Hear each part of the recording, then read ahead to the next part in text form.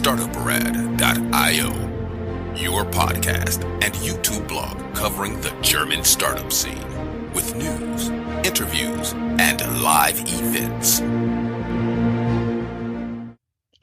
Hello and welcome everybody. This is Joe from Startuprad.io, your startup podcast and YouTube blog from Germany, as well as the world's first 24/7 internet radio station dedicated to startups and tech companies. Wherever you're listening or to this interview or watching it, make sure to hit the like and the subscribe button here. This time I do have an interview with Tim here. Hey, how you doing? I'm good, thanks, Joe. And yourself?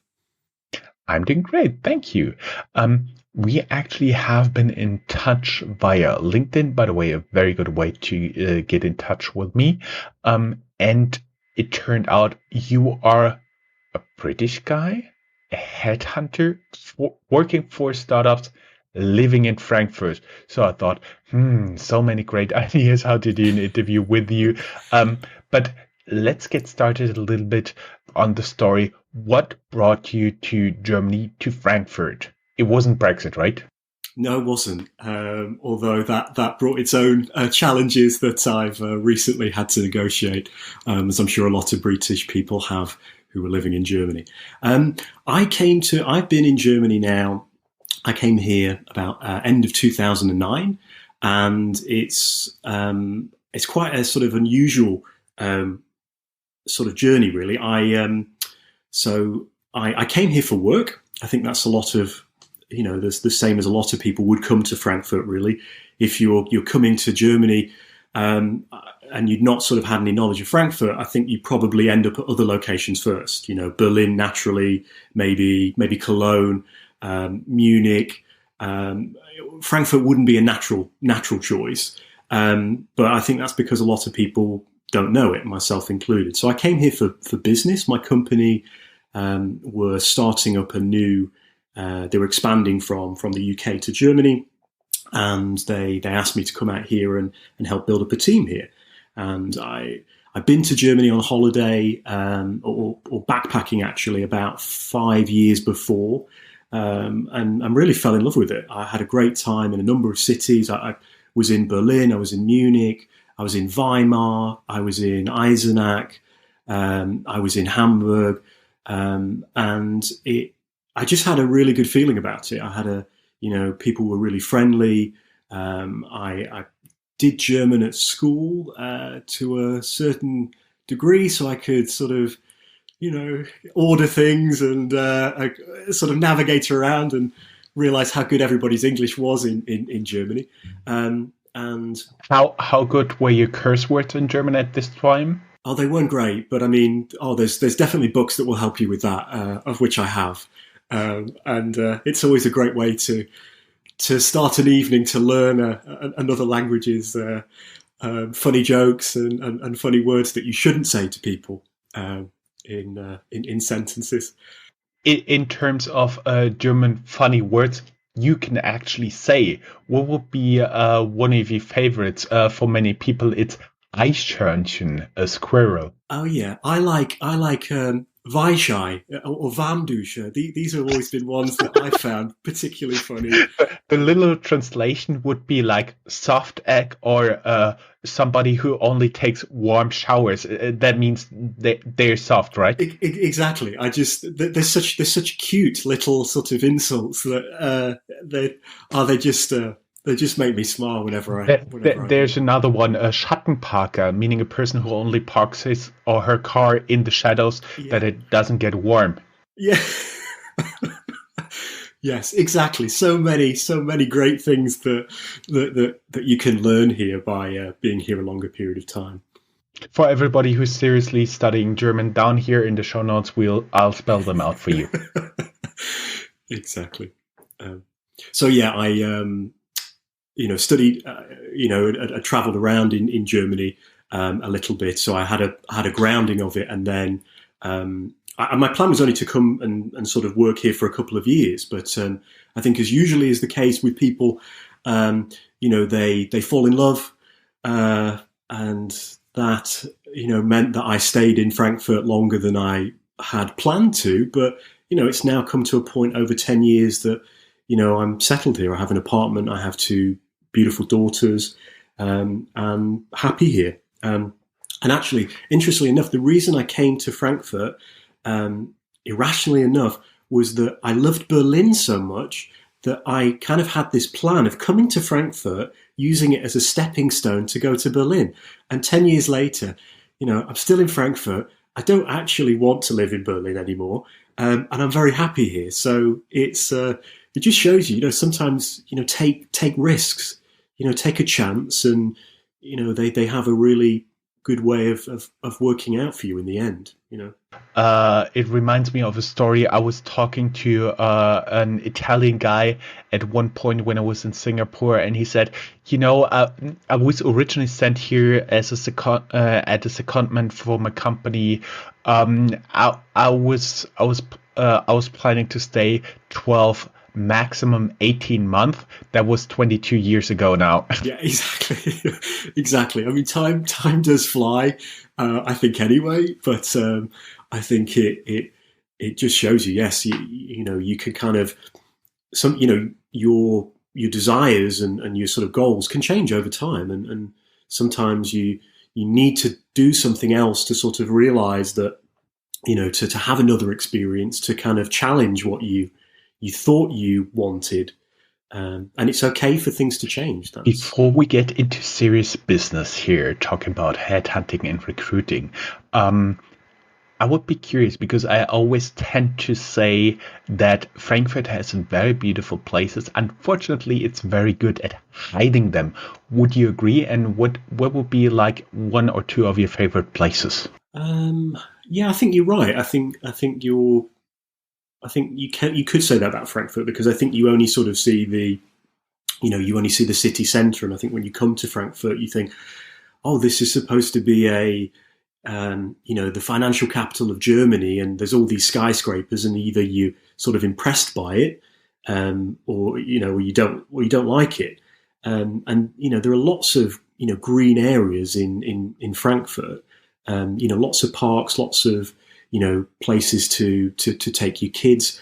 I mean, hidden gems. Yeah, that's an interesting one. I mean, I don't know if it's a hidden gem, but a great place to go, I think, is, and particularly at the moment, is, if you're a sports fan, to go and, go to the, what is now the, Deutsche Bank Arena, go and see Eintrach Frankfurt play, right? If, coming from England, I think a lot of people, hold the English football in high regard.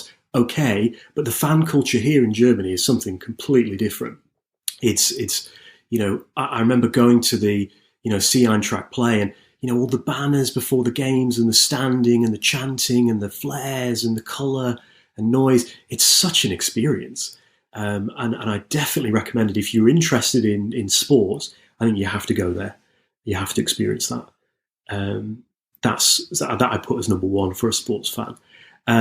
Number two, I think you've got to go and just sit on the mine, and just sit there with friends and relax. Get yourself I'm talking cliches now, but let's go for it. We're in Frankfurt. Get yourself an Appleboy, the apple wine, and just sit on the side of the mine and just let the time pass. Just enjoy yourself. I think that's a beautiful place to go to. To give you some time to relax, I would also like to share that Frankfurt has a beautiful circle of parks around the innermost city. It's the place where they used to have the city walls, and actually it's only interrupted in one place. This this park, it's the Old Opera, a very beautiful opera house that is not the venue of the opera right now. It has a new venue, but actually you can have it's a place where you would go for classic concerts and more modern concerts. For example, I have seen their West Side Story, Summertime by Gershwin, and Katie Melua. Okay, yeah. I've not been there. But if we're talking, I mean, where a nice place to see music is, if in the summer for concerts sometimes, is the Palmengarten is a lovely place to go to, and I went there a lot in my first few years. Perfect place for dates, I think, to take someone. There's a lovely little lake there, and you can rent rowing boats and row out there. I was terrible at rowing, almost fell in. But I think she had a good time. Anyway, we're still together and have children together, so I guess it went well. But that's, it's the botanical gardens really of Frankfurt, and some beautiful, sort of plants and trees there, and a very tranquil place to spend a nice kind of Saturday or Sunday. And the interesting stuff that I found, it's a very beautiful botanical garden, and if you walk around, you only see trees, and then you take a right turn, and you see the trees. You are on a hill, and then you see all the skyline as well. Interesting combination. Exactly, and there is actually a little area there's sort of an amphitheatre area where they do have concerts. I think Rufus Wainwright actually played there once.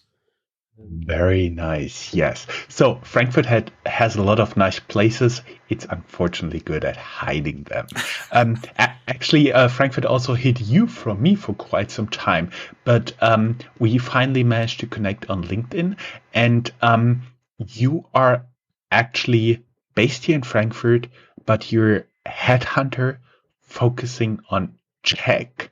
But from your CV on LinkedIn, I can at least see that you've been a headhunter for quite some time. How did you get from a history major to headhunter to Frankfurt to start your own business? Thank you. That's it's an unusual journey. I mean, first of all, the history degree. I mean, we used to say on the course, there's no future in it. Right. And what can you do with a history degree? You go into teaching. But I think so I didn't do it with a view of, what this would lead to in terms of a career. I did it because I enjoyed it, and I wanted to pursue something that I enjoyed. And I think that is important still in life, to do something that you enjoy. Otherwise you won't do it well. So with that, I actually then went to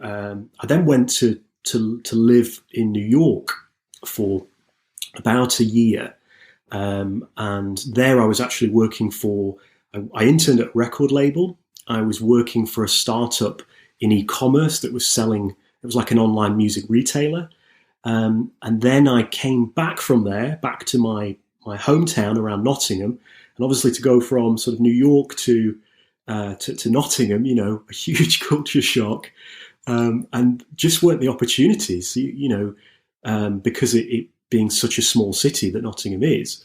And so I was really struggling as to what to do. And I think this is classical of most people that are going to recruitment, is they don't plan to go into it. You fall into it. Nobody grows up dreaming, wanting to be a recruiter. You sort of get approached, and you either like it and you stay, or you don't like it and you move on. There is quite a high churn rate of people that go into the industry and then leave the industry. I think it's about 80% of recruiters don't make it past their first year for companies in the UK. Or at least those were the figures at the time I was working there. And when I went there, I was working in tech, really. So I started off. I was doing sort of Oracle technology, so a lot of database development as well, and sort of ERP, BI tools, as Oracle was buying up lots of other BI tools, and then was also sort of that's where my sort of interest in tech started. And then I was doing that for about 2.5 years, and I got this opportunity to come to Germany, and it just so happened that our business in Germany was actually, it didn't have an IT function. It was we were the sort of the rollout there was in the life science space. So I started, I switched from doing tech to life sciences, and was doing that for a number of years in Frankfurt, and enjoyed it. It was something different. And again, different skill sets. So, completely different to the skills and clients that I was working with in tech. But again, a great way of seeing, recruiting in a different country for different skill sets, different clients. So, help broaden my skills as a recruiter and give me greater depth and range across a number of different verticals and industries, and also countries as well. Because from Germany, sometimes we had projects I remember doing a project in Italy. We did a project in Denmark. We were working with clients in Switzerland. So again, had to sort of attract talents to these different locations, sometimes that I didn't even know anything about myself. We had to figure out, okay, how do you work compliantly in Denmark? What is the sort of the expat tax rate in Denmark that makes it attractive for people to go there? Then I kind of felt, after being at that company for about 10 years, I sort of felt something was missing and wanted a new challenge. And also my sort of interest in tech was calling me again. And I then took this opportunity. I moved companies to join a smaller company that were more focused around kind of using digital technology. So things like doing video job adverts, getting video CV applications from candidates, using things like sort of crowdsourcing techniques. And that was, it just caught my sort of attention for digital and love at the right time. And I went and worked for them.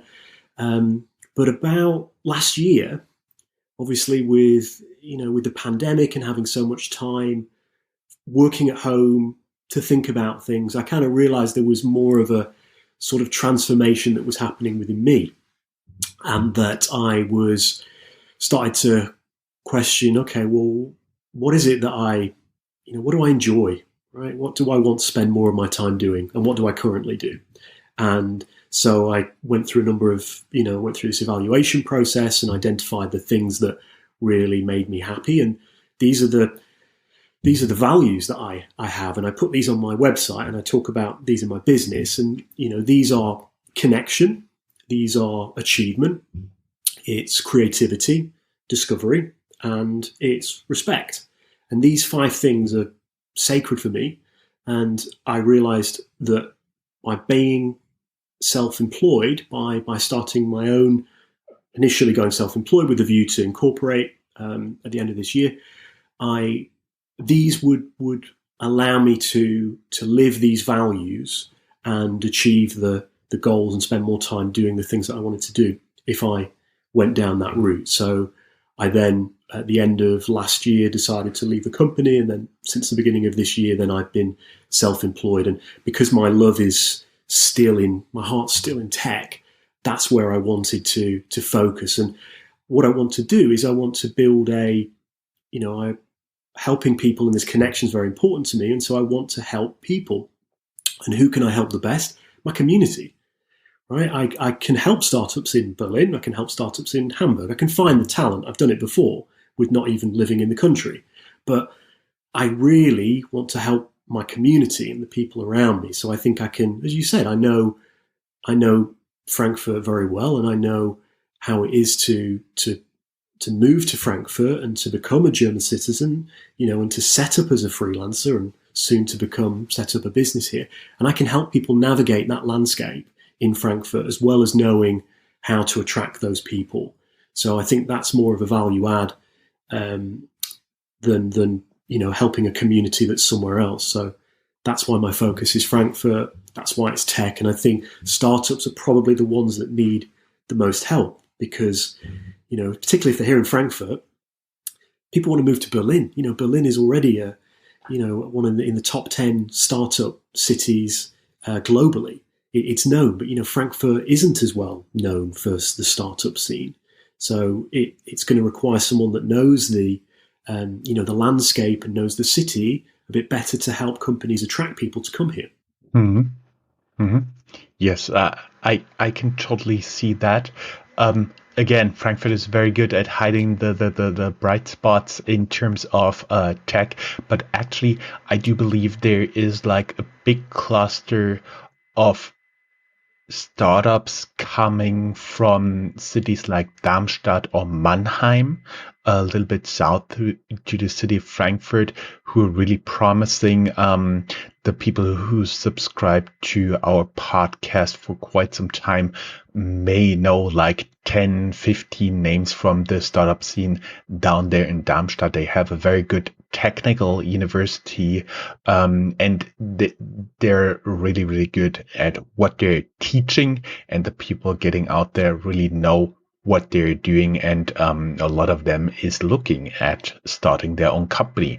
And so how do you then help? Let's say I'm a guy coming from whatever to Frankfurt to set up shop here with the company. We're not talking about the incorporation. That is a topic left to somebody else. But we're talking, I have the company, I'm working there. How do we recruit a tech team here?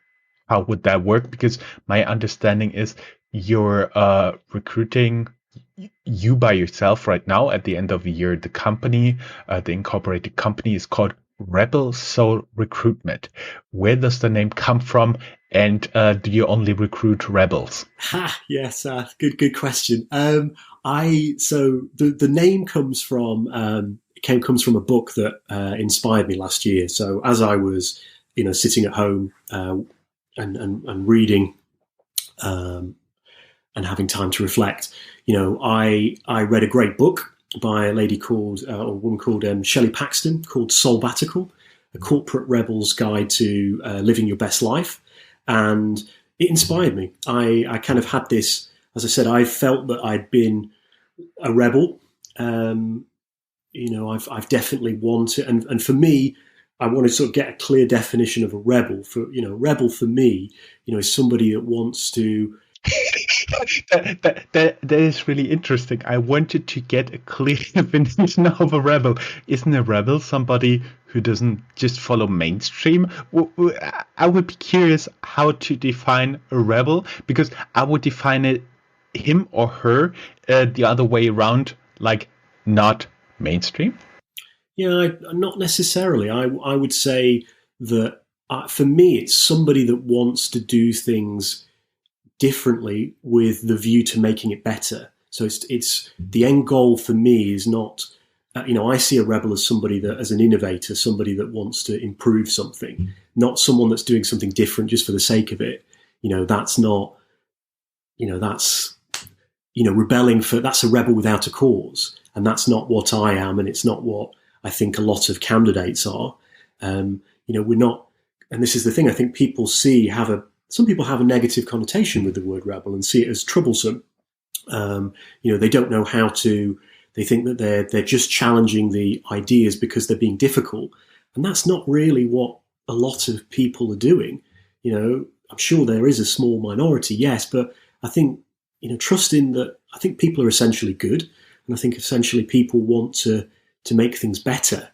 And they're just trying to see if there's a better way.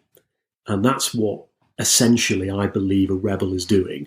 And I'm trying to build a community of these people that care enough to be different and to do something differently and make it better, and match them with employers where they feel empowered, where they feel valued for the innovation that they can bring, rather than in a company where they're having their sort of curiosity hammered out of them and sort of asked to be follow the accept the status quo rather than try and change things.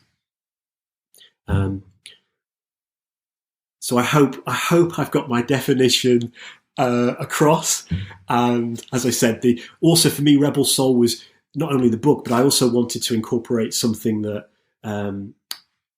my kind of love of music, really, soul music, Rebel, yes, Rebel, David Bowie, one of the greatest innovators in music in the 20th century, has to be said, never stood still, always changing. And I wanted that to shine through in the name and also the logo, that this is my brand, this is who I am. And I'm not saying, I'm trying to be inclusive. If companies want to work with me, I'm more than happy. If you're a big company and you want me to help attract talent, we can do that. But it needs to be, you need to understand my values, and I need to understand theirs. And it needs to be a place where the talent I'm providing feels valued. And talking about recruitment, because in the past, I always had trouble to understand why there are so many SAP recruiters. First and foremost, there's a big demand, of course. And then I understood SAP has different modules, and you basically just need to find a person with a module experience XY and at least 5 years experience with that. And you just got your match, and that was it. I assume helping a startup to build up a tech team isn't that easy. How much like tech input would you say is required from a founder, from a CTO, in order to enable you to start recruiting, like from the technical perspective, from the technical skill perspective, not necessarily from the personality that would fit into the team, but from the technical skills they are demanding? So sorry, just to understand the question, Joe, are you asking what my advice would be, how much technical expertise the founder should have themselves? No. My question would be, if the founder, let's say I'm a founder, I now approach you and I say, okay, I need tech talent. You try to match the personality, the team spirit, like the fit in the corporate culture, but how much of the other side of the technical abilities, the people you're looking for, would you need to understand in order to do a good recruitment? How much should the founder give you as an input in terms of, I'm looking for SQL, Java, C++, whatever? What kind of level would you recommend, like, a founder put forward, like for you as well as in an advertisement out there, when they're actually looking for people? Yeah, I mean, I guess it depends what level you're looking at. Are you looking for, is this person going to be your CTO? Is this person going to be, your senior engineer? Or is this going to be, sort of a junior or a kind of, mid-level? So, we need to sort of define that in the initial consultation call, that we need to sort of work out what level of skills this person needs to have to bring. Then I would say, and also we need to make sure, and this is key in a startup as well, that your salary expectations are in line with the market. Because, if you want to hire a senior Java engineer and you're, only paying 40,000 euros, you're not going to find that person. Or, if you do find that person, they're not going to stay very long, because when they do come here and they realize what the market pays, they're going to leave. So, we need to set the I need to set the expectations and make sure that we align from the very beginning. Then when it comes to, the founder, doesn't necessarily have to be a technical specialist themselves. And I understand that. Just as that, I don't expect them to be recruitment experts themselves. That's not their job. They've got lots of other responsibilities and obligations that they need to do. And that's where I bring a solution to them, which is a plug and play solution. So I'm giving them a hiring solution that's value based and data based. So what we do is we customize it to their needs, that we identify at the beginning what their values are, or the attributes that they want to have in an employee. So as we said, the kind of soft skills or human skills that we can test for, and then I can test that in the interview process. And then we have the technical side, and we can, I've then give them access to technical tests. They can design their own if they want to. Some companies do, they have their own, or I can give them access to technical tests whereby, we send out the links to the candidates, and then they're doing a SQL challenge for, 10, 30 minutes to check their scores there. And then based on this, I'm helping the managers, the founder, really make an informed decision. Okay, you said you wanted these as attributes, okay, and this level of skills. Here's the scorecard. Let's have a look. This person is ranking here on this skill, this skill, this skill, and we can. It's data driven. It's not just a gut feel. At the end of the day, the client can then decide whether they want to, whether they do want to go on more of a gut feel about somebody.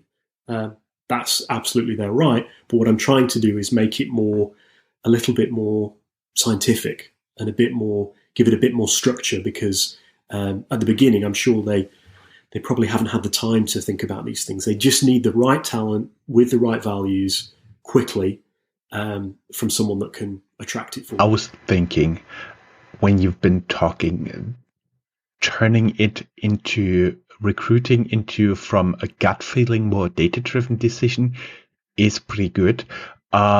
We're already talking for more than half an hour by now, and I think we're not going to stress our audience much longer, because you'll be coming back for an episode on how-to for recruiting in our entrepreneur tools.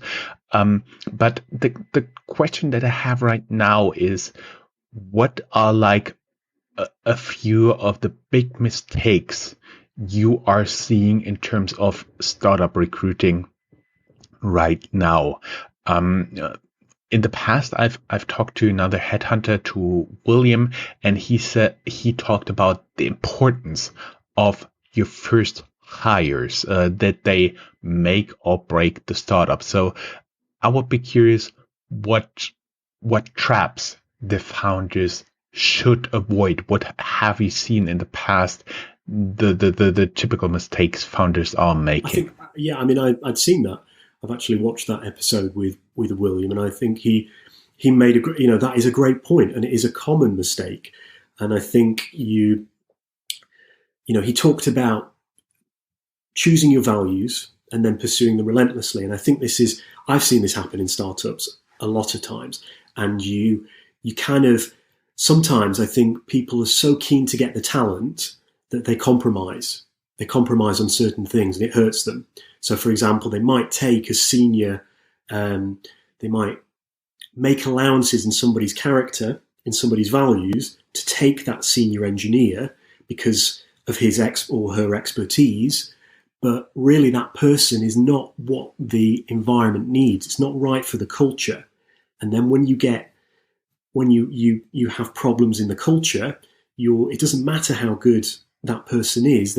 If they can't work together, if there's an ego, if they don't know how to work in a team, if they're not humble, problems will come. And, this is why, 80% of startups actually fail due to team problems. So, and how frustrating is that? You've got the market fit. You've got the market, you've got the idea, you've got the product fit, you've got the investment. You're getting traction in the market, and then it implodes because you've got the wrong people on the bus.